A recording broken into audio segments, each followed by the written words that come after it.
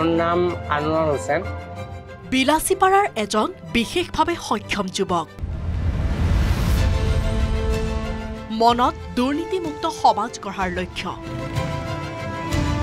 সেই লক্ষ্যৰেই পঞ্চায়ত নিৰ্বাচনত প্ৰতিদ্বন্দ্বিতাৰ মেলিছে মন।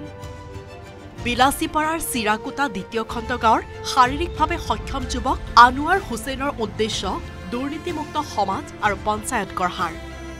৫৬ নম্বৰ টিলাপাৰা গাঁও পঞ্চায়তৰ ১ নম্বৰ ৱাৰ্ডৰ চিৰাকুটা দ্বিতীয় খণ্ড গাঁৱৰ পৰা প্ৰতিদ্বন্দ্বিতা আগবঢ়াইছে যুৱকজনে। মহানগৰীত জমেটৰ ডেলিভাৰী বয় হিচাপে সংগ্ৰাম কৰি অহা আনোৱাৰ হুছেইনক লৈ আশাবাদী অঞ্চলবাসীও। পঞ্চায়তৰ সদস্য পদত জয়ী হ'ব বুলি আশাবাদী আনোৱাৰো। এইবাৰ পঞ্চায়ত টিলাপাৰা পঞ্চায়তৰ ফালৰ পৰা ১ নম্বৰ ৱাৰ্ডত মই মনোনয়ন পত্ৰ দাখিল কৰিলোঁ। ভোট খেলিলোঁ এই কাৰণে যে আমাৰ নিচিনা যিবোৰ দুখীয়া আছে সিহঁতে আজিকালি যিবিলাক হৈ আছে সেইটো হিচাপত দুখীয়াবিলাকে মানে জল্দি চৰকাৰৰ যিটো সহায় সেইটো নাপায়। সেইটো হিচাপত ভাবিলোঁ যে এবাৰ মই ইলেকশ্যন খেলোঁ আৰু মানুহৰ আশীৰ্বাদটো লাগিব, মানুহ ছাপোৰ্ট কৰিব লাগিব।